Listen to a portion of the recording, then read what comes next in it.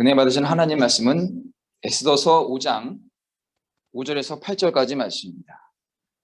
에스더서 5장 5절에서 8절까지 말씀입니다. 구약성경 754면에 있습니다. 구약성경 754면에 있습니다. 에스더서 5장 5절에서 8절까지의 말씀입니다.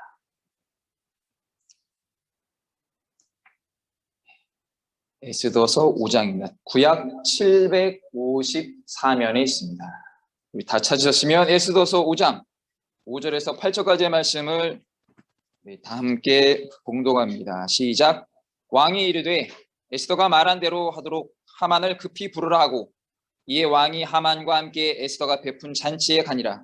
잔치에 술을 마실 때에 왕이 에스더에게 이르되 그대의 소청이 무엇이뇨 곧 허락하겠노라. 그대의 요구가 무엇이뇨 나라의 절반이라 할지라도 시행하겠노라 하니, 에스더가 대답하여 이르되 나의 소청 나의 요구가 이러하니이다.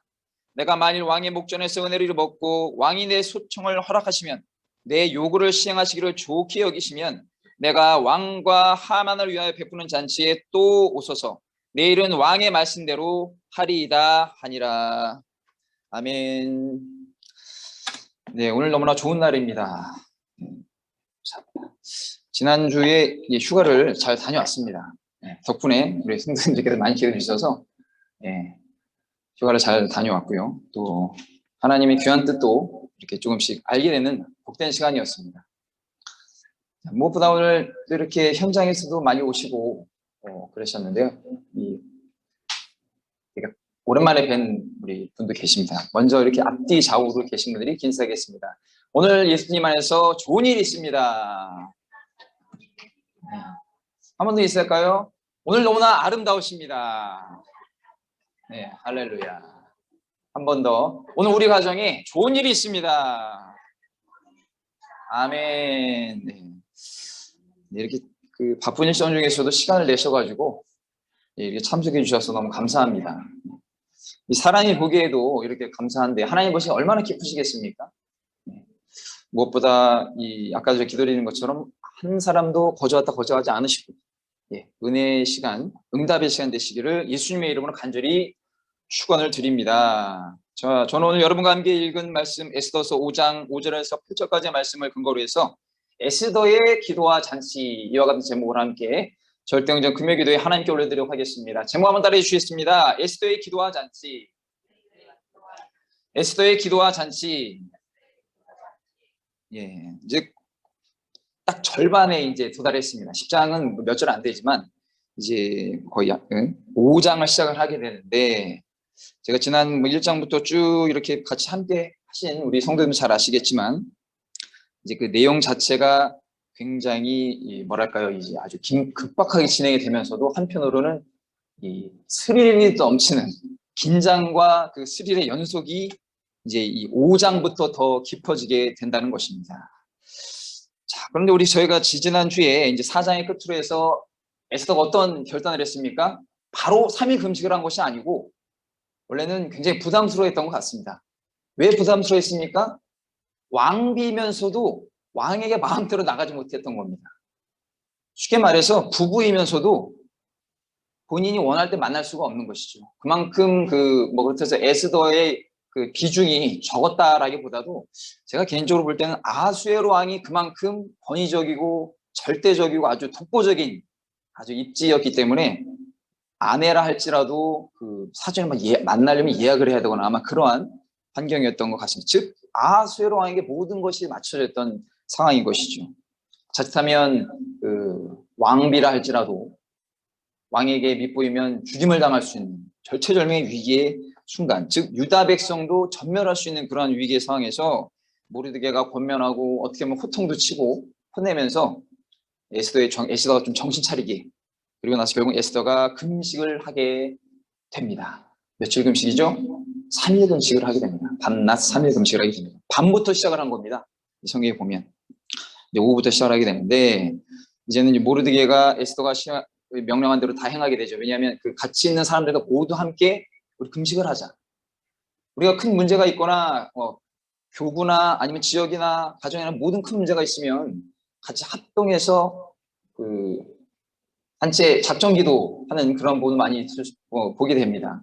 다들 많이 경험이 있으실 텐데요. 오늘 이 에스더의 내용은 뭐 그런 비교가 비교가 안 된다기보다 인생에서 가장 큰 위기, 인생의 절대절명의 위기에서 행할 수 있는 것은 하나님께 부르짖는 기도밖에 없다는 걸 다시 한번 우리들에게 알려주고 있다는 겁니다. 자, 그리고 이제 5장 1절부터 한번 보겠습니다. 첫째로 왕에게 나아가는 에스더에 대해서 한번 알아보도록 하겠습니다. 먼저 1절을 한번 읽어볼까요? 제3일에 에스더가 왕후의 예복을 입고 왕궁 안뜰 곧 어전 맞은편에 서니 왕이 어전에서 전문에 대하여 왕자에 앉았다가 이렇게 굉장히 자세하면서도 좀 광범위하게 기술을 하고 있습니다. 사랑하는 성도 여러분, 여기 처음에 보면 제3일에라고 되어 있습니다. 눈치가 빠른 분은 아시겠지만 금식이 끝난 시점이 아니에요. 만 3일이라고 쓴 것도 아니고 제3일이면 오늘 밤부터 내일 모레까지 금요일날 아마 주일날 3일째 되는 날인 것인데 3일 이후에 나가야 될 것 같은데 3일째 나갔다. 그리고 이 내용을 보니까 낮 시간인 것 같아요. 왕이 그 활동했던 거 보니까. 자, 제가 뭘 말씀드리고 싶으냐. 금식 작전 그 기간이 끝나지 않았는데 에스더가 나간 것이다. 이 말씀 드리고 싶은 겁니다. 물론 그 기도를 할 때 이렇게 3일 금식, 뭐 일주일 금식 작전 기도해서 그 날짜를 꽉 채우고 하는 것도 맞지만 오늘 이 에스더가 동족에게 또 우리에게 요구한 그 3일이라는 시간이었는데 그녀가 작정한 그 기도 시간이 끝나지도 않은 나가는 것. 이것을 보면 무엇을 우리가 추측할 수 있습니까? 그녀의 마음속에 굉장한 확신이 있었다. 그렇기 때문에 하나님의 평강을 주시고 확신을 주셨기 때문에 오늘까지 마무리해야 되지만 그 발걸음을 왕에게 나갔다는 것. 굉장히 중요한 부분이라는 것을 알 수 있습니다. 얼마나 물론 여기에 하나님 평강이 주셨다라고 나와 있지 않지만 이 에스더가 행동하는 걸 보니까 마음에 굉장한 평안과 확신이 있었던 것을 우리가 알 수 있다는 것입니다. 즉 백성의 구원을 위해서 금식하는 에스더에게 하나님께서 마음의 확신을 주신 것이고 그런 확신으로 충만했던 에스더는 어떻게 됩니까? 예복을 입고 나가는 거예요. 단정하게 왕을 만나러 갈 때 단정하게 예복을 입고 나간다는 겁니다. 자, 우리가 기도할 때 이러한 확신과 평강이 어디에서 나오게 됩니까? 빌립보서 4장 6절에 7절에 말씀합니다. 아무것도 염려하지 말고 다만 모든 일에 기도와 간구로 너희 구할 것을 감사함으로 하나님께 아뢰라. 그리하면 모든 지각에 뛰어난 하나님의 평강이 그리스도 예수 안에서 너희 마음과 생각을 지키시리라. 할렐루야. 하나님의 평강이 예수님 안에서 저와 여러분의 마음의 그 생각을 지켜주신다는 겁니다. 즉 하나님 주시는 평강, 확신, 인간이 주는 위로와는 비교할 수 없는 것입니다. 하나님 주신 평강이 얼마나 에스더에게 넘쳤으면 그 에스더가 그 약속한 시간을 마치지도 않고 바로 왕에게 나가는 이러한 모습을 볼 수가 있는 것입니다. 사랑하는 성도 여러분, 이처럼 우리의 기도가 하나님 보좌에 상달이 되면 응답의 주체이신 하나님께서 기도자의 마음에 무엇을 주신다고요? 확신과 평강을 먼저 주시는 것입니다. 그래서 우리가 어떠한 일도 행할 수 있고 믿음의 결단을 행할 수 있는 것이죠. 그리고 또 뿐만 아니라 기록된 말씀을 생각나게 해주십니다. 어디 몇 장 몇 절의 말씀이 갑자기 확 들어온다던가 그리고 계속 귓가에 맴도는 것이죠. 머릿속에 생각이 나는 겁니다. 또 환경을 통해서도 많이 알려주십니다. 하나님께서는. 주변 사람들 아니면 예배 통해서 어떤 환경을 통해서도 우리가 알아차릴 수 있게끔 하나님은 역사하신다는 것이죠. 에스더는 아무도 없는, 즉 어떻게 보면 아무나 서 있을 수 없는 그 공간에 안뜰 어전 맞은편에 혼자 서 있는 거예요. 누구랑 같이 나간 것이 아닙니다. 멀뚱히 어떻게 보면 어전 맞은편에 가만히 이렇게 예복을 입고 서 있는 것인데 3일 동안 간절히 금식 기도한 그녀에게 하나님의 평강이 먼저 임했다는 겁니다. 은혜가 임했고 그곳에는 더 보이지 않지만 제가 묵상해 본 바에 의하면 주의 성령이 그녀와 함께 계셨다는 것을 알 수 있습니다. 그러니까 두려울 것이 없는 거예요. 혹여라도 에스더가 죽임을 당하면 그것 또한 이 에스더에게는 하나님의 응답이겠거니 이렇게 생각할 수가 있다는 것입니다. 이처럼 우리가 간절하게 진실로 기도하면 주의 은혜가 임하게 됩니다. 오늘 저 여러분에게 기도하실 때 길게 기도하시는 거 중요하지만 짧게 기도한다 하더라도 간절한 마음을 담아 기도할 때 하나님께서 여러분에게 마음의 확신과 평강과 은혜를 베풀어 주기를 예수님의 이름으로 간절히 축원을 드립니다. 자, 2절에 보겠습니다. 왕후 에스더가 뜰에 선 것을 본즉, 자, 누가 보게 됩니까? 아하수엘 왕이 보게 되는 거예요. 매우 사랑스러움으로 한번 붙여볼까요? 매우 사랑스러움으로. 매우 사랑스러워 손에 잡았던 금규를 그에게 내미니 에스더가 가까이 가서 금규 끝을 만진지라. 할렐루야. 이게 우리가 써 있으니까 그냥 이렇게 보는데 에스더 입장에서 보십시오. 왕이 이렇게 보고 있는데 예뻐서 보는지 저 여자가 왜 저기 서 있나 제정신인가 싶어서 서 있는지 어떻게 알겠습니까? 사람 이렇게 바라볼 때 어떤 마음으로 바라보는지 우리가 알 수가 없어요. 그리고 멀리 어느 정도 거리가 있는 상태에서 보면 그 초점이 기쁜 초점인지 기쁜 눈인지 어쩐지 알 수가 없다는 겁니다. 자, 유심히 보게 되는 거예요. 근데 여기서 보면 이 뜰에 선 것을 본즉라고 되어 있는데 여기가 이 히브리 뜻에 주시에서 보다 이런 뜻이 있어요.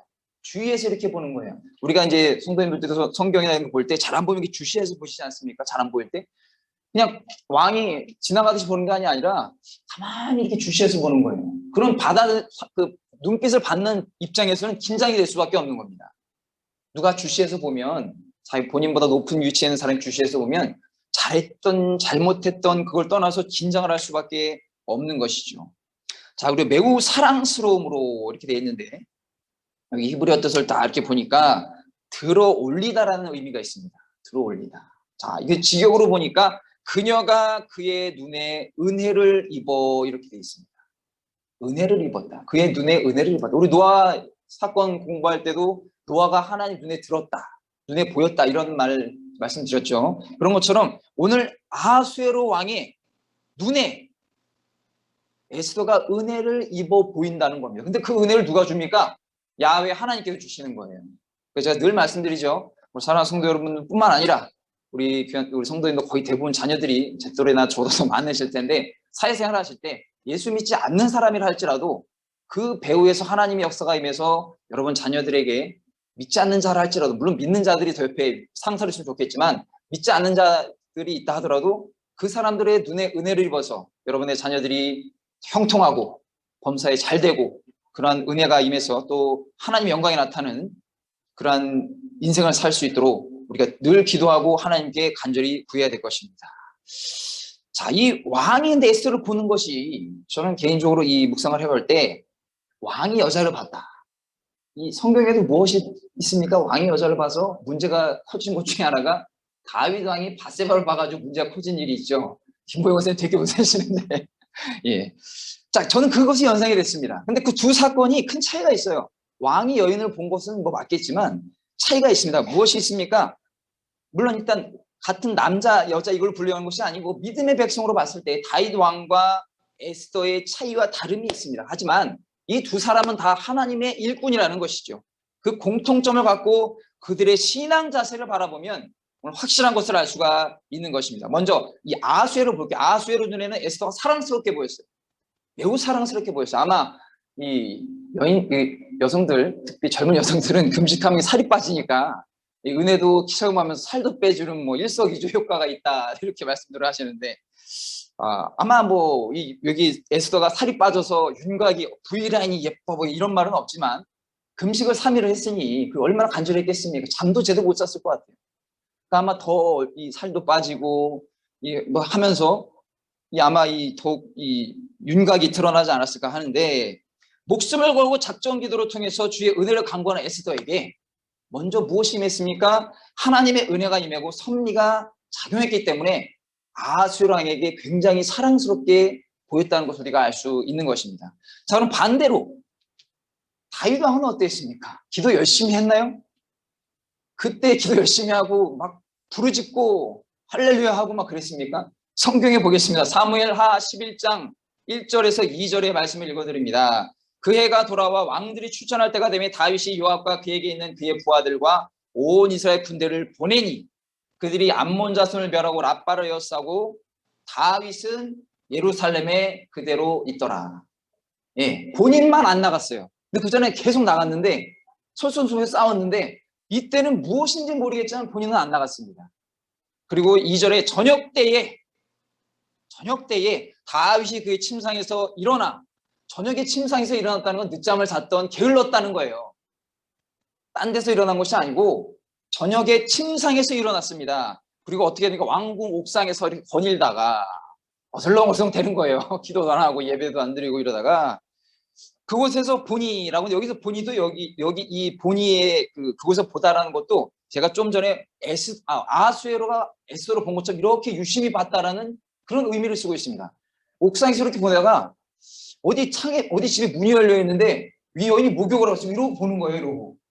이렇게 유심히 보다가 한 여인이 목욕을 하는데 심히 아름다워 보이는지라 이렇게 나와 있습니다. 어쨌든 둘 다 아름다워 보이는 겁니다. 남자는. 그런데 에스더는 기도를 정말 많이 하고 하나님의 은혜와 섭리가 임해서 아하수에게 사랑스러워 보였고, 이 바시바는 그냥 저녁에 목욕했는데 이 다윗이 잠깐 나사가 빠지는 바람에 이렇게 보고 굉장히 예뻐 보이는 그러한 것을 기록하고 있다는 겁니다. 즉 영적으로 게으른 다윗 왕의 눈에 바세바는 무엇을 일으켰습니까? 육신의 정욕을 일으키기만 했다는 겁니다. 자, 바세바는 저녁 시간에 목욕을 했을 뿐입니다. 저녁 시간에 목욕하겠죠. 그런데 다윗은 그런 여인을 보고 인간의 욕정이 생겼고 결국 다윗이 당한 하나님 앞에 큰 범죄를 저지르는 인생의 오점을 남기게 됩니다. 굉장히 부끄러운 이야기죠. 이거 교회 안 다니는 사람들 이 사건을 아는 분들이 꽤 있더라고요. 자, 다윗에게 이런 큰 문제가 발생한 것은 무엇입니까? 먼저 어떤 과정이라는 것이 있죠. 발단이 있습니다. 신앙의 나태함 때문이었다는 겁니다. 사랑하는 성도 여러분, 주의 백성이 신앙이 고삐가 느슨해지면 어떻게 됩니까? 수많은 마귀의 유혹과 시험에 넘어지고 일어났다가 또 넘어지고 계속 공격이 오는 거예요. 내가 신앙을 잘 지켜서 공격을 받아서 휘청거리는 거하고 신앙의 고삐가 느슨해진 상태에서 공격받아서 휘청이는 거하고는 차원이 다른 겁니다. 그것은 누가 말하기 전에 본인이 먼저 스스로가 잘 안다는 겁니다. 결국 패배하고 마는 것이죠. 무엇보다 위기의 순간에 우리는 하나님 앞에 모든 것을 내려놓고 간절히 구해야 할 것입니다. 야곱은 또 어떻게 있습니까? 야복강에서 에서를 만날 수밖에 없는 최대 위기의 순간에 하나님만 붙잡았다는 것이죠. 창세기 32장 26절에 29절 말씀에 그가 이르되 날이 세려하니 나로 가게 하라. 야곱이 이르되 당신이 내게 축복하지 아니하면 가게 하지 아니하겠나이다. 그 사람이 그에게 이르되 내 이름이 무엇이냐? 그가 이르되 야곱이니이다. 그가 이르되 내 이름을 다신 야곱이라 부를 것이 아니요 이스라엘이라 부를 것이니 이는 내가 하나님과 및 사람들과 겨루 이겼습니다. 야곱이 청하여 이르되 당신의 이름을 알려주소서. 그 사람이 이르되 어찌하여 내 이름을 묻느냐고 거기서 야곱에게 축복한지라. 아멘. 자, 야곱은 절체절명의 순간에 오직 하나님만 붙잡았고 하나님을 이긴 최초의 인간이 되었으며 하나님의 축복을 받게 되었습니다. 그리고 나서 또 어떻게 됩니까? 축복 받고 나서 바로 축복의 가시적인 효과가 나타납니다. 창세기 33장 1절과 4절에 쩔뚝거리면서 가게 되죠. 강을 건너서 가는데 저쪽에 군사를 거느린 그 형이 아주 눈에 살기가 등등해서 보고 있는데 창세기 33장 1절과 4절에 이렇게 기록합니다. 야곱이 눈을 들어보니 에서가 400명의 장정을 거느리고 오고 있는지라 그의 자식들을 나누어 레아와 라헬과 두 여종에게 맡기고 여종들과 그들의 자식들은 앞에 두고 레아와 그의 자식들은 다음에 두고 라헬과 요셉은 뒤에 두고 자기는 그들 앞에서 나아가되 몸을 7번 땅에 굽히며 7번을 땅에 굽힙니다. 다리를 쩔뚝거리면서도 굽히고 그의 형 에서에게 가까이 가니 다 아시죠? 에서가 칼을 들고 달려치는 것이 아니라 달려와서 그를 맞아 안고 목을 어긋맞추어 그와 입맞추고 서로 우니라. 전혀 상상할 수 없는 그러한 결과가 바로 하나님으로부터 야곱에게 임했습니다. 야복강에서 하나님과 씨름한 야곱은 외관상 절름발이가 되었어요. 쩔뚝쩔뚝. 이 야곱은 죽을 때까지 이렇게 살았습니다. 그리고 오히려 그런 모습에 그런데 에서가 그를 불쌍히 여기게 되었다는 것이죠. 사랑하는 성도 여러분, 이처럼 에스더는 3일 금식으로 인해서 아마 외관상으로 제 추측입니다만 초췌해졌을 거예요. 단순히 음식을 안 먹어서 살이 빠진다기보다 우리 음식을 먹어도 마음고생을 하면 음식을 30일 잘 먹어도 이 영양가가 안 가고 되게 피폐해지거나 그런 모습들이 있지 않습니까? 그런데 3일 물도 마시지 않고 밥도 안 먹는 그 에스더가 정말 타는 목마름과 그 간절함으로 기도를 하니까 아마 초췌해졌을 겁니다. 그런데 그런 그녀에게 하나님의 은혜가 충만하게 임해서 왕이 매우 사랑스럽게 보았다는 겁니다. 그리고 금규를 받아 목숨을 건지게 되었습니다. 이 모든 것이 하나님의 섭리에 의한 것이다. 이렇게 우리가 알 수 있습니다. 저와 여러분에게, 특별히 여러분의 자녀들에게 이런 하나님의 섭리가 임하시기를 예수님의 이름으로 간절히 축원을 드립니다. 자, 3절을 보겠습니다. 왕이 이르되 왕후 에스더여. 이 왕의 대답이 참 대단합니다. 아주 그대의 소원이 무엇이며 요구가 무엇이냐. 나라의 절반이라도 그대에게 주겠노라 하니. 나라가 얼마나 넓은지 이 인도부터 저 구스 땅까지 127지방이라는데 거기에 반을 주겠다는 겁니다. 그래서 이것을 어떤 학자들은 그냥 이 아하수에로가 워낙 변덕스러우니까 지나간 말로 한 것이지 진짜 줄 마음은 없다 이렇게 하고 그런 말이 어딨냐라고 하는데 이 고대 시대 그리고 예수님 시대에도 이러한 그 뭐라고 해야 될까요? 그 립서비스는 아니지만 이런 멘트가 있었습니다. 그러니까 없는 얘기를 한 건 아니고 또 이후에도 왕이 얘기를 하지만 이 마가복음 6장에 보면 비슷한 내용이 나와요. 그러니까 즉 이것은 없는 얘기를 한 것이 아니고 이러한 그 관습적으로 이런 아마 통상적으로 하는 얘기였던 것 같은데 마가복음 6장 22절 23절에 헤로디아의 딸이 친히 들어와 춤을 추어 헤롯과 그와 함께 앉은 자들을 기쁘게 한지라 왕이 그 소녀에게 이르되 무엇이든지 내가 원하는 것을 내게 구하라 내가 주리라 하고 또 맹세하기를 무엇이든지 내가 내게 구하면 내 나라의 절반까지라도 주리라 하거든. 이런 내용을 이 마가복음 예수님 시대에도 이런 말을 하는 게 있었습니다. 왕들도. 그러니까 이런 그 어떻게 보면 극찬하는 너무나 기분이 좋았던 거죠. 극찬하는 이 표현이 어떤 학자들은 그게 왕이 워낙 변덕스러워서 하는 얘기지 아닐 거라고 하는데 이러한 그 기록이나 역사들의 사실을 저걸 우리가 보면 알 수가 있는 것입니다. 자, 그리고 4절에 보겠습니다. 에스더가 이르되 뭐라고 얘기합니까? 오늘 내가 왕을 위하여 잔치를 베풀어 싸우니 왕이 좋게 여기시거든 하만과 함께 오소서 하니 이렇게 얘기를 합니다. 자, 에스더는 바로 얘기를 하지 않습니다. 자신이 구하는 바에 대해서 왕의 호기심을 최대한 끌어올립니다. 궁금하게 만드는 것이죠. 에스더의 주도 면밀함과 치밀함을 볼 수가 있습니다. 그러나 이 에스더의 치밀한 결정은 어디입니까? 바로 잔치 자리에 유다인의 대적인 하만을 초청하는 부분이라는 것이죠. 에스더는 대적을 처리하는 최고의 기회를 차근차근 준비하고 있는 것입니다. 자, 잠언 25장 21절에 22절에 이 말씀이 있습니다. 내 원수가 배고파하거든 음식을 먹이고 목말라하거든 물을 마시게 하라. 그리하는 것은 핀 숯을 그의 머리에 놓는 것과 일반이요 야훼께서 내게 갚아 주시리라. 로마서 12장 20절에도 비슷한 말씀이 있습니다. 내 원수가 줄이거든 먹이고 목마르게 하거든 마시게 하라. 그리함으로 내가 숯불을 그 머리에 쌓아 놓으리라. 이 숯불을 머리에 쌓아 놓는다는 건 무엇입니까? 계속 그 숯불이 많으면 많을수록 타는 그 시간과 열기가 계속 오래된다는 것이죠. 좋은 뜻이 아닙니다. 어떻게 보면 숯불을 머리 계속 올리면 하나를 놓는 것, 3개, 5개, 6개 놓는 것 그 자체의 차이가 있는 것입니다. 자, 하만은 당시 나라의 몇 인자입니까? 2인자입니다. 그래서 왕의 일거수일투족을 왕의 직권을 통해 충분히 알 수 있었을 거예요. 즉 에스더가 만약에 하만을 초대하지 않고 빼버렸다. 소위 말해서 이렇게 제꼈다. 그러면 그 순간은 몰라도 하만이 100% 알게 됩니다. 이것은. 왕이 어딜 가시는지 100% 알게 되면 그러면 하만은 에스더를 괘씸하게 생각했을 것입니다. 그리고 그녀의 언행을 더욱 주의 깊게 관찰하는 것이 즉 에스더 입장에 쓸데없는 경계심을 더욱 품을 수밖에 없는 그런 상황이 될 수 있다는 겁니다. 그래서 하만을 왕과 함께 초청하고 그의 의심을 해소시키고 그리고 자신에 대한 경계를 느슨하게 만들었다는 것이죠. 굉장히 지혜로운 겁니다. 역사적으로 에스더가 자신을 실세로 여긴다는 사실에 흡족했을 거예요. 즉 누가요? 하만이. 이제 왕후도 이제 내가 실세라는 것을 알고 있구나. 그게 흡족해 했을 것입니다. 이것은 어떻게 볼 수 있으면 하나님의 지혜가 에스더에게 내렸다는 것이죠.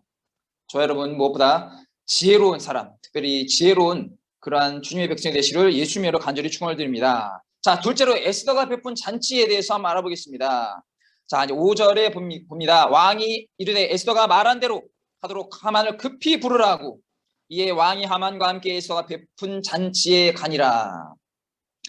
급히라는 단어를 썼습니다. 급히. 굉장히 서둘렀다는 거예요. 자, 그리고 6절에 보겠습니다.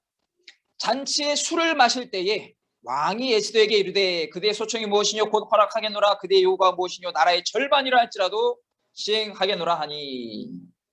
자, 기록에 의하면 제가 찾아본 기록에 의하면 이 바사 시대에는 식사 때는 술을 먹는 것이 아니고 식사를 다 하고 나서 후에 술과 과일을 먹는 것이 관례였다고 합니다. 즉 밥을 든든하게 먹고 술과 과일을 먹는 것. 즉 이것은 무엇입니까? 잔치 때 밥 다 먹고 나서 이제 두 번째 이제 술을 먹는 그런 시간인 것이죠. 그래서 이 본문의 시간적 배경은 아마 잔치 끝나고 이제 무르익는 저녁 시간 때 거의 이제 절정에 이르는 그런 시간이라는 것을 알 수가 있습니다. 자, 그리고 이제 7절에 봅니다. 에스더가 대답하여 이르되 나의 소청 나의 요구가 이러하니이다. 아까도 이 왕이 또 나라의 절반을 주겠다 똑같이 또 얘기를 하는 것이죠.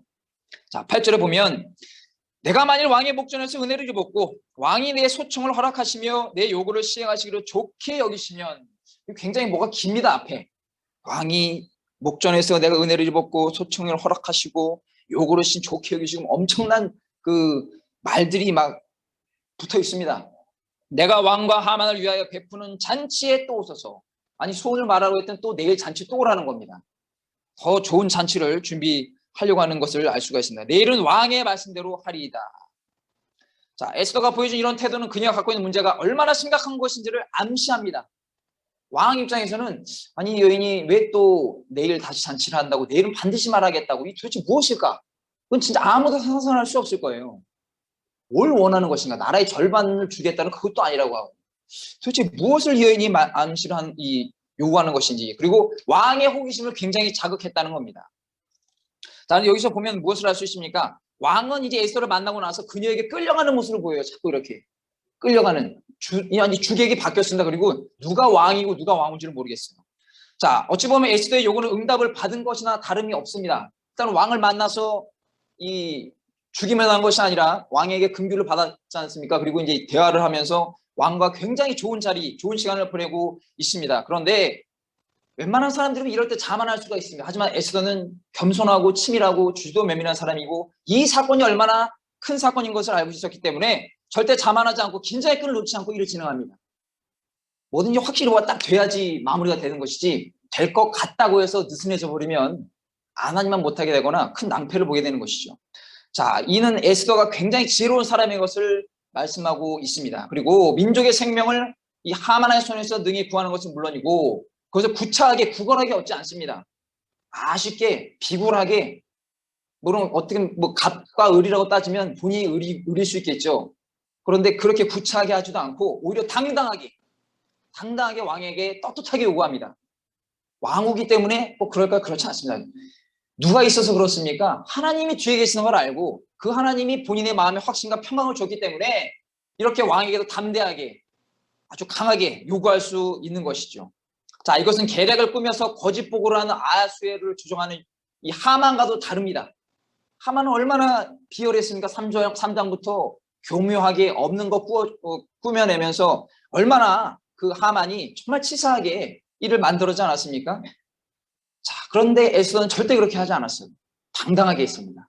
여인한 몸으로 왕비지만 그럼에도 당당하게 요구했고 절대 주눅들지 않았습니다. 사랑하는 성도 여러분, 이처럼 성도의 지혜가, 우리 주님의 백성의 지혜가 세상의 지혜보다 결코 뒤처져서는 안 된다는 것을 의미하고 있습니다. 그리고 하나님의 지혜가 충만한 사람은 세상의 그러한 사람에 결코 뒤처지지 않는 것입니다.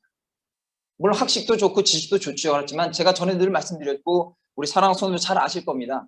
저도 저희 어머니 그런 말씀 많이 들었어요. 공부 잘하면 좋지. 대학 가고 좋은 대학 가고 하면 좋지. 그렇지만 좋은 대학 가고 지식을 많이 쌓는 것보다 지혜로운 사람이 먼저 되라. 이런 말씀을 하셨어요. 지식이 많은 것하고 그 많은 지식을 활용하지 못하는 우둔한 사람보다 지식이 조금 그들보다 적어도 하나님이 준 지혜가 넘쳐서 그것을 올바르게 적시적소하게 잘 사용하는 사람이 세상에 더 웃돈받는 겁니다. 오늘 저뿐만 아니라 제가 우리 성도님들 자녀분들에 대해서 이렇게 가끔 말씀드리는데 무엇보다 지혜로운 자녀들, 지혜로운 성도가 되시기를 예수님으로 간절히 축원을 드립니다. 예수님도 어떠하셨습니까?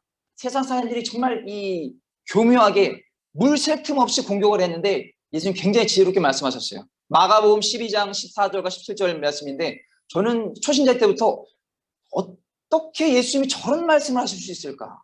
지금도 읽을 때마다 소름이 끼칩니다. 어떤 말씀인지 읽어드립니다. 마가복음 12장 14절 17절의 말씀에 와서 이르되 선생님이여 우리가 아노니 당신은 참되시고 아무도 꺼리는 일이 없으시니 이는 사람을 외모로 보지 않고 오직 진리로서 하나님의 도를 가르치심이니이다. 가이사에게 세금을 바치는 것이 옳으니까 옳지 아니하니까. 이것은 진짜 세상의 지혜자 소크라테스라도 어떻게 말을 못했을 것 같아요. 그런데 예수님 뭐라고 하십니까? 우리가 바치리까 말리까 한데 예수님께서 그 외식함을 아시고 본실을 뚫어보시는 거예요. 예수님 하나님이시니까. 그래서 어찌하여 나를 시험하느냐, 데나리온 하나를 가져다가 내게 보이라 하시니, 있었겠죠. 딱 보여줍니다. 가져왔거늘 예수께서 이르시되 이 형상과 이 글이 누구의 것이냐, 이르되 가이사의 것이니다. 물어본 사람들은 그걸 몰라서 나 했을 거예요. 그러니까 17절에 이에 예수께서 이르시되 가이사의 것은 가이사에게 하나님의 것은 하나님께 바치라 하시니 그들이 예수께 대하여 매우 놀랍게 여기더라. 저는 지금도 마찬가지고 이 부분을 읽을 때마다 전신이 번쩍번쩍 듭니다. 그래서 그런 기도를 드렸죠. 저도 이것에 반만한 지혜를라도 주십시오. 그래서 우리 여의도 교회뿐만 아니라 이 주회종들 얼마나 많습니까? 한 6만 교회, 10만 주회종 이러는데 많은 목사님들 계시고 선후배 목사님들 계시는데 뭐 미국에서 유럽에서 유학하시고 많은 분들이 계셔요. 그럼 저는 뭐 유학도 안 갔고 뭐 특별한 그런 게 없습니다. 근데 그분들을 뭐 학식으로 이길 수가 없어요. 근데 성도님들 대할 때 제가 성도님들을 학식으로 대하는 주회종이 얼마나 되겠습니까?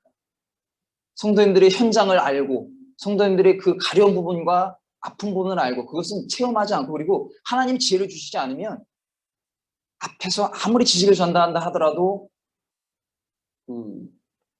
동떨어지는 좀 내기가 같지 않은 그런 것을 많이 느끼게 된다는 것이죠. 그러니까 오늘 예수님 그런 지혜가 충만한 모습을 또 우리에게 보여주고 계시고 에스더 또한 마찬가지였습니다.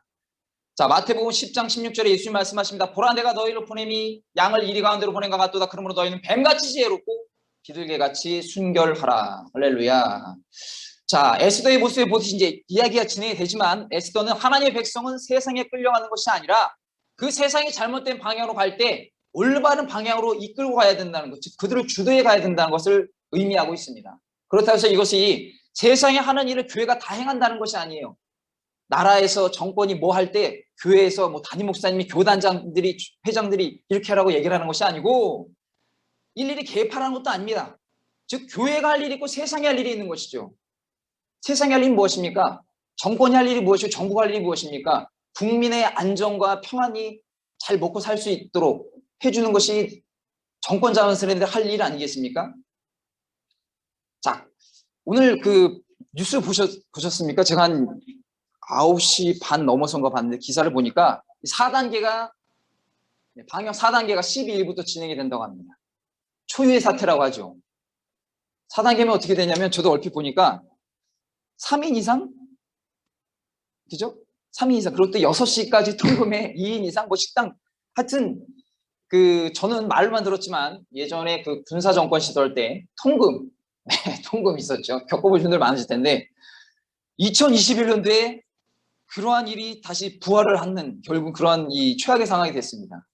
너무나 안타깝습니다. 그리고 저는 그 기사를 보면서 이런 생각이 들더라고요. 오늘이 9일입니다. 내일은 오늘부터 주말이고 내일은 토요일이고 주일이 11일이에요. 그러면 이 조금 약간 삐딱하게 생각하는 사람들은 오늘 내일 모레 신나게 놀고 많이 만나고 마음껏 마시고 야 10일부터 우리 통금이라고 저녁에 못 나가니까 오늘 신나게 만나자 이렇지 않겠습니까? 하려면 오늘부터 해야죠. 제 이야기에 공감하실 수도 있고 공감이 안 될 수도 있겠지만 저는 그렇습니다. 지난 주일에 무슨 집회가 있었습니까? 민주노총 집회가 또 여의도에서 하려는 거 막으니까 또 종로 이 광화문 쪽에 또 하고 과거에는 그 대통령 비서실장이라고 하는 그 분이 광화문 집회 무슨 집회 할 때 살인자라고 막 이렇게 국정감사 그런 얘기를 했지 않습니까? 그런데 민노총은 아무 얘기도 없네요. 기사 신문에서도 그거에 대한 내용을 찾아볼 수가 없어요. 물론 거기서 나온 사람이 없다라고 하더라도 그러한 논리로 교회를 공격하고 뭐 이렇게 보수판이 이렇게 많은 사람을 공격하면 똑같은 기준으로 이 민노총이든 어디 적용을 해서 동일하게 봐야 되죠. 그런데 너무나 편파적입니다. 너무나 편파적이에요. 어느 한편을 드는 것이 아니고요. 객관적으로 상식적으로 보는 눈을 우리가 가져야 된다는 것을 말씀을 드리는 겁니다. 참 안타까운 일이 계속 벌어지고 있습니다. 결국은 2주 연장이 되면 좀 우리 교회에서도 뭐 이제 지침이 내려오겠죠. 당장 이제 16일이 금요 철야 또 못합니다. 그러면 23일 철야도 못하고요. 10일부터 2주면은 26일까지 진행이 될 텐데 그리고 종교활동 다 비대면 이제 오늘 대면하는 건 오늘이 이게 이제 주일날 지나면 오늘이 마지막이 될 수도 오늘이 마지막이 된다는 말하면 또 안 되겠네요. 2주 동안은 못 보시는 거예요. 그리고 어떤 기사 댓글에 이런 사람이 이런 글이 있어요. 퍼뜨리는 사람 따로 있고 피해보는 사람 따로 있냐 이런 얘기도 하고 참, 왜 이렇게 백신은 2천만 명분 모더나가 들어온다고 하는데 그건 또 언제 들어온지 모르겠습니다. 그리고 백신 맞은 거 인센티브도 적용이 안 된답니다. 이제 우리 사교구는 벌써 90분 정도가 1차 내지 2차로 다 맞으셨는데 이제 그것도 의미가 없어졌습니다. 오늘도 아까 김보영 선생님 일찍 오셔가지고 시간 잠깐 이야기를 나눴는데 이 백신 맞고 나서 몸이 많이 편찮으셨다고 하시더라고요. 네. 참 다행이지만 그래도 오셔서 다행이지만 코로나 걸려서 고생하고 이 사망할 확률보다 백신 맞아가지고 아프고 사망할 확률이 더 많다 뭐 이런 얘기도 있고 하여튼 참 너무나 많은 얘기들이 있어서 너무나 혼란스럽습니다. 자, 사랑하는 성도 여러분, 이것은 이제 그렇다고 해서 우리가 세상에 그러한 것을 다 이렇게 감나라 배나라 하는 것이 아니고 세상이 잘못된 가치관을 갖고 가면 그 가치관을 교회가 올바른 가치관과 사상을 전파해서 그 잘못된 것들을 좀 바로잡을 수 있는 그러한 역할을 해야 된다는 것을 제가 말씀을 드리고 있는 것입니다. 대표적으로 어디라고 특정 말하지 않겠지만 동성애 옹호하는 신학교하고 신학대학교하고 그런 교회들이 있어요. 그런 목회자들도 있습니다. 이상한 듣도 보나 못한 것이 아니라 감리교도 그랬고 어디도 그렇고 뭐 그러한 그 학자들, 교수들, 목회자들 그렇게 동성애를 옹호하고 그것이 괜찮다고 얘기를 해요. 그리고 가정을 막 부정합니다. 그리고 기성세대, 신세대 쉽게 말해서 우리 성도님들 세대와 저하고 막 가르고 남녀를 가르고 막 그렇게 차이를 인정하지 않고 막 역차별을 둡니다. 적대적으로 만듭니다. 분노가 막 쌓이게 만듭니다. 사랑하는 성도 여러분, 진정한 세상을 이끌어간다는 것은 무엇입니까? 먼저 교회 내에서 기독교적인 가치관과 사상을 잘 정립하고 세상과 그 속에 살아가는 사람들에게 말씀대로 살아가는 일관성 있는 신앙생활의 실천을 의미한다는 것입니다. 자, 오늘 에스더가 어떻게 그 말씀을 제대로 신청을 하는지를 한번 또 우리가 보게 된다는 것이죠. 자, 마지막 셋째로 나무를 세우는 하만에 대해서 알아봅니다. 9절 말씀에 그날 하만이 어떻게 합니까? 마음이 기뻐 즐거이 나오더니 아주 입이 귀에 걸린 것 같아요. 이렇게 신났습니다. 모르드게가 대궐문에 있어 일어나지도 아니하고 이제 기뻐서 들어오는데 대궐문에 누가 있어요? 모르드게가 있습니다. 그런데 기록에 문에 있어 일어나지도 않고 몸을 움직이도 아니한 것을 보고 매우 놀라. 즉 투명인간 취급을 하는 겁니다. 누구를요? 나라 2인자 하만을 지나가는데 가만히 있어요. 그냥 아무 보지도 않고 눈이라도 마주쳤는지 모르겠고 그 전에 눈도 안 마주칩니다. 그러니까 이거 뭐 하만과 모르드게 이걸 떠나서 제가 모르드게 입장, 하만 입장에서 기분이 나쁠 것 같아요. 누가 들어오면 사람이 왔다 갔다 하면 인사도 하고 그래야죠. 얼굴을 알고 안면 있는 사람이면 어느 작은 공간이든 어디든 봤을 때 서로 목례라도 하고 하는 게 맞습니다. 근데 그렇지 않으면 서로 오해가 되죠. 아, 기분 나쁜 것이 있나? 근데 물론 여기 모르드게는 하만의 기분 나쁜 게 엄청 많아요. 쌓인 게 많아요. 그러니까 하만도 쌓인 게 많아. 서로 쌓인 게 많아요 지금. 자, 그렇게 지금 보고 있습니다. 자, 또 10절 보겠습니다. 참고 집에 돌아와서 참았네요. 하만이 그래도. 참아서 왜 참았을까요? 나는 지금 이제 이 왕과한테도 초대받고 이 내일 더 왕과 함께 잔치에 초대받은 사람이니까 내가 저런 하찮은 모르드게에게 시간을 쓸 필요 없겠지 이렇게 생각한 것 같습니다. 그래서 사람을 보내어 그의 친구들과 그의 아내 셀에서 청하여 집에 들어와가지고 자신의 측근들을 불러 모읍니다. 왜 불러 모았을까요? 11절에 자기의 큰 영광과 자기가 많은 것과 왕이 자기를 들어 왕의 모든 지방관이나 신하들보다 높인 것을 다 말하고 이 속된 말로 하만은 자기 잘난 맛에 사는 사람입니다. 지금 승진을 착착착 하고 나니까 안 그래도 자기 측근하고 아내들을 모여서 다 자신의 영광을 얘기하는 어떤 얘기를 했겠어요? 오늘 내가 왕과 함께 따로 왕비의 잔치에 갔어. 그런데 내일도 왕비의 잔치에 또 가게 됐다니까? 내가 이런 사람이야. 얼마나 왕후가 나를 예뻐하고 정말 신뢰하면 2번 연속 잔치에 모이지 않겠어? 아주 막 신났습니다. 이 교만이 아주 하늘을 찌르는 것을 볼 수가 있습니다. 자, 그리고 이제 12절에 봅니다. 또 하만이 이르되 왕후 에스더가 그 베푼 잔치에 왕과 함께 오기를 허락받은 자는 나밖에 없었고 내일도 왕과 함께 청함을 받았느니라 이렇게 얘기를 합니다. 가장 포인트가 이것이죠. 하만은 아쉬울 게 없습니다. 이제 그 본인이 왕이 되지 않는 것 이상 아쉬울 것이 전혀 없는 것이죠. 자, 그런데 13절에 이제 또 보겠습니다. 그러나 유다 사람 모르드게가 대궐문에 앉는 것을 보는 동안에는 이 모든 일이 만족하지 아니하도다 하니 다 좋았어요. 1번, 2번, 3번 좋은데 5번에 마음에 안 드는 게 있다라고 하만이 자기 측근들과 아내에게 말을 합니다. 내가 다 좋은데 이게 참 마음에 안 들어. 저 입구에 앉은 모르드게가 내가 저 인간을 보는 동안에는 내 마음에 만족함이 없어. 근데 무엇이 더 클까요? 왕의 잔치에, 왕비의 잔치에 초대해서 왕과 함께 자리에 겸상하라는 거하고, 이 모르드게 어떻게 보면 자기가 무시할 수 있는 사람인데 그 앞에 자기를 인정하지 않으니까 이 눈에 가시 같은 모르드게. 자, 이것을 보면 무엇을 알 수가 있습니까? 아기는 만족함이 없다는 겁니다. 만족함이 없는 것. 하만은 일반 사람이 누릴 수 있는 것을 이미 가졌는데도 만족하지 않았습니다. 만족함이 없는 것, 자족하지 못한다는 것은 악한 것이라는 것을 성경은 말씀하고 있습니다. 잠언 27장 20절에 스월과 아바도는 만족함이 없고 사람의 눈도 만족함이 없느니라.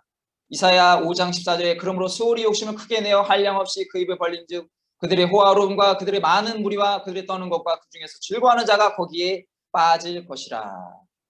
자, 모르드게가 하만이 악한 사람이고 그러다 보니까 너무 많이 갖고 또 갖고 또 갖고 싶어서 만족함이 없는 것이라고 우리가 생각할 수 있는데, 이 자족함을 모르는 것은 우리에게도 올 수가 있는 겁니다. 성도도 하나님께서 베푸신 은혜에 만족하지 않고 불평한다면 이 세상의 악인과 다를 것이 없는 것이죠. 자, 이 아까 13절을 직역 성경에 뭐라고 써있는지 한번 제가 읽어드리겠습니다. 굉장히 이건 아주 잘 써져 있는데 읽어드릴게요. 거기다가 왕후 에스테르는 그녀가 잔치에 아무도 부르지 않고 왕과 함께 나만 오게 하였으니 내일도 내가 왕과 함께 초대받았네. 그런데 이 모든 일이 왕궁 성문에 앉아있는 예후다인 모르드카이를 내가 볼 때는 아무것도 아니란 말이야. 이렇게 얘기 써놨어요. 모르드게 그 사람 보는 건 아마 나이도 많을 텐데 하만보다 이 사람 보는 것이 보다 아무것도 아니라는 거. 왕의 잔치에 초대돼도, 왕비의 잔치에 초대돼도 그렇게 쓰여져 있습니다. 이 좀 중요한 부분입니다. 자, 아까도 말씀드린 것처럼 왜 만족함이 없을까요? 왜 자족하지 못할까요? 사람들이 세상의 욕심 때문입니다. 욕심 때문에. 야고보서 1장 15절에 욕심이 잉태한 즉 죄를 낳고 죄가 장성한 즉 사망을 낳느니라. 갈라디아서 5장 16절에 말씀입니다. 내가 이르노니 너희는 성령을 따라 행하라. 그리하면 육체의 욕심을 이루지 아니하리라. 할렐루야. 성령을 따라 행하지 아니하면 자꾸 육체의 욕심에 빠져든다는 것이죠. 저는 이 하만을 보면서, 그리고 이 만족함이 없는 걸 보면서 어떠한 것이 연상이 됐냐면, 요즘에 한참 또 지금 이슈되는 것 중에 하나가 박근혜 대통령을 이렇게 국정농단 사건으로 해가지고 탄핵시켜 구속시켰던 박영수 특검이라는 사람이 있습니다. 잘 아시죠? 70 몇 세 되셨는데 이분이 자칭 가짜 수산업자라고 하는 기사에 나온 거 보면 그 사람이 포르쉐 차량을 받아가지고 타고 다니다가 이게 뭐 이것저것 걸려가지고 지금 문제가 굉장히 크게 되고 있습니다. 그래서 그 박영수 특검의 사람이 사표를 어제 냈습니다. 사표. 사직서를 냈어요. 지금까지 계속 그 일을 하고 있었던 겁니다. 근데 특검이라고 하면 특별검사의 약자인데 그냥 일반 검사구나 생각할 수 있는데 이것이 변호사 출신들이 이렇게 하는데, 이 성도 여러분, 특검이라고 하면 어떤 대우를 받냐면 검찰총장 대우를 받아요. 굉장히 높은 사람의 그 대우를 받는 겁니다. 네. 급여뿐만 아니라 여러 가지 모든 것들. 근데 그 사람이 포르쉐라고 하는 그 외제차를 본인 말로는 와이프가, 아내가 타고 싶어 해서 차를 바꿔야 되니까 줬다라고 하는데, 한 3, 40대라면 모르겠지만 그 박영수 특검이 70대니까 아내가 한 60 후반이나 그 정도 되는 분이 포르쉐를 탄다고 하면 뭐가 좀 약간 어색하지 않습니까? 그것도 맞는지 어쩐지 모르겠어요. 물론 그것만 받았겠느냐. 뭐 이것저것 뭐 정치인도 나오고 방송인도 나오고 엄청나게 많이 나오고 있습니다. 그래서 이것은 그냥 걸러서 들어주십시오. 이러한 사건들 때문에 뭐 또 이렇게 코로나 확진으로 4단계 하는 이런 말도 있고 뭐 여러 가지 말이 있어요. 하지만 뉴스에 나온 것은 그렇습니다.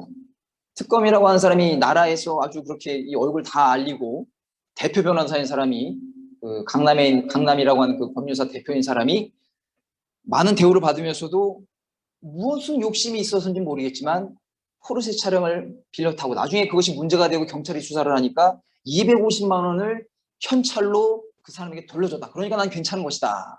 이렇게 얘기를 합니다. 어떻게 괜찮겠습니까? 뇌물이죠. 정유라라고 하는 그 승마 선수는 이재용 부회장 삼성을 통해서 말을 대여받아서 타는 것을 경제공동체, 묵시적 청탁 이런 걸로 해서 감방 있는 사람이 박영수 특검인데 본인은 가짜 사기 수산업자한테 포르쉐 차량을 빌려받고 타고 다니다가 문제가 생기니까 250만 원. 이게 뭐가 앞뒤가 안 맞지 않습니까? 이거나 말 빌려 탄 거, 차 빌려 탄 거. 그러니까 사랑하는 성도 여러분, 이 성경도 많이 보시고 뉴스도 많이 보셔야 되지만 이런 생각의 창을 넓히 열으셔야 무엇이 잘못되고 잘 됐는지를 뉴스에서 다 말하는 거 분석을 잘해서 이게 무엇이 잘못됐는지를 늘 확인을 해야 됩니다. 정교분리인데 교회에서 정치 얘기하냐 이렇게 얘기하는데 그건 정교분리는 그런 데 쓰는 게 아니에요. 그것은 나중에 기회가 되면 말씀드리도록 하고 여튼 그런 지금 오늘 제가 말씀 준비하면서 그런 부분을 많이 깨닫게 됐습니다. 하만도 완전 내로남불의 극치예요. 하만도. 나중에 어떻게 결과 나오는지는 우리가 다 알고 있겠죠. 알게 됩니다. 그리고 나서 이제 14절 봅니다. 그의 아내 세레스와 모든 친구들이 이르되 이제 하만을 만족시켜줘야 돼요. 하만은 왕 다음으로 권력자니까 아내 세레스 모든 친구들이 이르되 어떻게 합니까? 높이가 50규빗 되는 나무를 세우고 내일 왕에게 모르게를 그 나무에 매달기를 구하라. 그 자리에서 그러니까 오늘 만들겠다는 거죠. 50규빗 되는 나무를 모르게를 그 나무에 매달기를 구하고 왕과 함께 즐거이 잔치에 가소서 하니 하만이 그 말을 좋게 여기고 명령하여 나무를 세우니라. 자, 그런데 나무를 기획한 건 하만이 아니었습니다. 누가 기획했어요? 측근과 아내가 기획한 거예요. 하만의 머리에서 나무가 나온 게 아닙니다. 이래서 주변 사람을 잘려야 되는 겁니다. 자, 그런데 사랑하는 성도들, 이 50규빗 되면 얼마나 감이 오시겠나요? 많이 들어보셨지만 한 규빗이 이 성인 팔, 이 정도 50cm 정도 된다고 45에서 50cm 정도. 이게 50개가 있는 거예요. 감이 잘 안 오시죠? 예. 높이로는 23m. 아파트 8층 높이. 아파트 사시는 분. 예, 우리 권태병에서 또 허선 지역장님. 몇 층 사세요 혹시? 8층. 할렐루야. 8층 높지 않습니까? 저도 집이 4층인데 높아요 이렇게 밖에 내려다보면. 네, 8층 로얄층이라고 하시는데 되게 높아요. 그럼에도 제가 자료를 준비해서 한번 얼마나 이 50개 되는 나무가 어떠한지 한번 보여드리도록 하겠습니다. 자, 제가 아파트 사진을 또 막 인터넷 찾았어요. 괜찮은 거 없나 찾았는데, 자, 이거 보이시나요? 자, 이게 지금 아파트 한 몇 층인지 세보진 않았는데 이 중간에 이 주황색으로 된 바 보이시죠? 예. 한 이 정도 되는 거예요, 지금. 여기에 사람을 다는 겁니다, 이렇게. 여기 사람을 제가 찾지는 못했지만 자동차, 여기 트럭 있고, 뭐 승용차 있고, 1층, 2층, 3층, 4층, 5층, 6층, 7층, 8층. 한 요 정도 높이의 나무를 세워서 그 꼭대기에 하만을 다는 겁니다. 그게 십자가 틀인지는 모르겠어요. 그 높은 틀에다가 높은 틀을 이렇게 50규빗 되는 이런 것을 만들어가지고 실행을 했다. 저 위에 사람이 달리면 어떻게 되겠습니까? 멀리서 다 보이죠. 저희 동네 뒷산에 저희 동네 불암산 그쪽에 있는데 거기 한 조금만 올라가면 저기 롯데타워가 이제 보이고 남산타워도 보입니다. 근데 이 시대에는 그 정도 아니겠지만 이 어디에 놀려고 하는지 모르겠지만 이것을 이 정도 높이 되는 것을 이 23m, 8층 높이 50규빗 되는 나무를 만들어가지고 계속 나무를 이어서 만들었겠죠. 그리고 거기 끝에다 사람을 다는 겁니다. 얼마나 잔인합니까? 자, 사랑하는 성도 여러분, 이 모르드게 그가 높은 나무에 매달아 죽게 하자고 하는 의미는 무엇입니까? 그에게 그 굴욕감과 수치를 주고 이를 통해서 하만에게 경의를 표하지 않는 자, 그 모르드게를 대표로 해서 이렇게 공식적으로 보여주는 거예요. 그러면 하만을 싫어하는 사람도 있겠죠. 그 사람들 오면 간단히 서늘해질 겁니다. 하만한테 저렇게 잘못 보이면 저런 굴욕과 수치를 당하는구나. 그럼 어떻게 되겠어요? 알아서 길 수밖에 없는 겁니다. 사람이 그렇게 될 수밖에 없는 것이죠. 자, 그들은 모르드게에게 굴욕감을 주고 경각심을 갖는 것 그 이상의 그 정도의 이 정도가 최고이다라는 것으로 처형 방법을 제안한 것입니다. 그런데 이것이 아까 말씀드린 건 제작한 것은 하만이 아니라 그의 친구들이었어요. 주변 사람, 친구들 잘 둬야 된다는 것이 오늘 또 성경이 말하고 있는 부분입니다. 하만의 아내나 친구들은 모두 성경이 말하는 기준의 함량 미달이었습니다. 거기 하나는 왕과 함께 두 번째로 초대잔치로 큰 기쁨을 느꼈으나 이후에 그와 그의 가족 큰 고통에 빠지게 된다는 것이죠. 이처럼 악인의 기쁨에는 그가 누린 기쁨과는 비교도 할 수 없는 고통이 함께 따라가게 된다는 겁니다. 악한 사람들 잘 되는 사람 많잖아요. 지금 우리 주변에도 많이 보지 않습니까? 근데 그 사람들이 잘 되는 것 같아도 그 안에 고통도 함께 동반돼서 잉태되어 가고 있다는 거예요. 그래서 그런 말 있죠. 괜한 사람 눈에 눈물 나게 하면 그 사람 눈에는 피눈물 난다. 사랑하는 성도 여러분, 악인의 기쁨은 그 기쁨이 크면 클수록 고통도 더욱 배가 되어가는 겁니다. 2배, 3배 되어가는 것이죠. 악인들의 기쁨은 대개 악을 행함으로 얻어진 기쁨이기 때문에 그들이 예수님을 경배하면서 얻는 그런 기쁨, 저와 여러분이 얻는 그런 기쁨이 아닙니다. 그렇기 때문에 주님의 백성은 주님을 섬기는 과정 가운데 핍박으로 얻어지는 기쁨이 있습니다. 그 핍박을 통해서 그것도 기쁨인 거예요. 그러므로 공의로우신 하나님이 그들의 기쁨과 번영을 그대로 놔두실 리가 없습니다. 악인의 기쁨 하나님 반드시 심판하십니다. 반드시 갚으십니다. 하나님은 악인이 누리는 기쁨이 크면 클수록 그들을 위한 고통도 크게 준비해 주신 것을 기억하시기를 주님의 이름으로 간절히 축원을 드립니다. 말씀을 맺겠습니다. 사랑하는 성도들, 큰 문제 앞에서 우리가 간절한 기도가 얼마나 중요한지 이렇게 알게 됩니다. 무엇보다 다니엘서에 보면 또 그러한 내용이 많이 나옵니다. 다니엘과 세 친구는 왕의 음식과 포도주를 거절했어요. 환관형의 존재도 거절했습니다. 그리고 채식과 물만 마시고도 다른 소년들보다 얼굴이 빛났다라고 성경 기록하고 있습니다. 다니엘서 1장 12절과 15절 말씀 읽어드립니다. 청하오니 당신의 종들을 열흘 동안 시험하여 채식을 주어 먹게 하고 물을 주어 마시게 한 후에 당신 앞에서 우리의 얼굴과 왕의 음식을 먹는 소년들의 얼굴을 비교하여 보아서 당신이 보는 대로 종들에게 행하소서 하며 그가 그들의 말을 따라 열흘 동안 시험하더니 열흘 후에 그들의 얼굴이 더욱 아름답고 살이 더욱 윤택하여 왕의 음식을 먹는 다른 소년보다 더 좋아 보인지라. 할렐루야. 자, 물론 이 다니엘과 친구들이 채식하고 물만 먹어서 얼굴이 좋아졌다기보다 비밀은 바로 기도에 있었다는 겁니다. 기도. 다니엘과 세 친구들은 간절히 기도했습니다. 그리고 성령이 충만해서 그 외모가 아름답고 준수하게 더욱 보이게 된다는 것이죠. 이외에도 성경은 또 뭘 말씀하고 있습니까? 시내산에서 내려온 모세 얼굴이 어떻다고요? 광채가 나서 바라볼 수가 없었다 그랬어요. 출애굽기 34장 29절에 모세가 그 증거의 두 판을 모세의 손에 들고 시내산에 내려오니 그 산에서 내려올 때에 모세는 자기가 야훼와 말할 수로 말미암아 얼굴 피부에 광채가 나나 깨닫지 못하였더라. 하나님과 교제하고 기도로 교제하고 성령이 충만해지면 기도하는 사람은 이렇게 용모가 남녀노소를 막론하고 일반 사람들과 다르게 볼 수밖에 없습니다.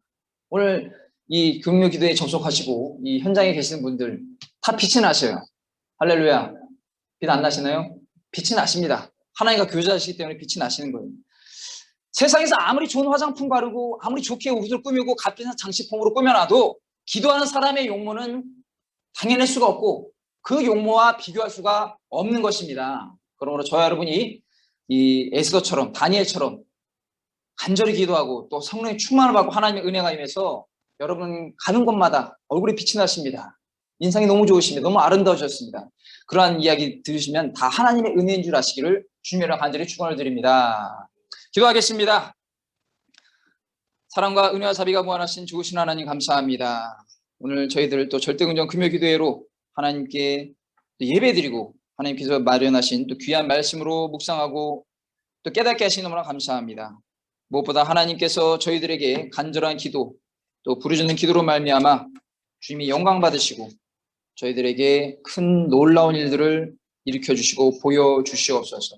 모두 교회 성도님들 각자 기도의 제목과 간과하는 모든 일들이 있습니다. 하나님께서 들으시고 응답하여 주시옵소서. 예수님의 이름으로 간절히 기도드리옵나이다. 아멘.